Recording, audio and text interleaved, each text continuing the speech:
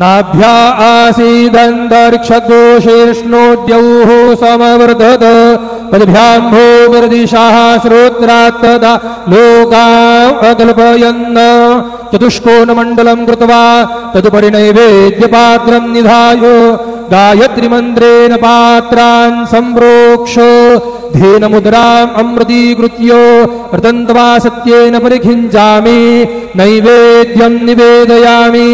ॐ प्राणाय स्वाहा ॐ अपानाय स्वाहा ॐ व्यानाय स्वाहा ॐ उदानाय स्वाहा ॐ समानाय स्वाहा ॐ ब्रह्मणे नमः।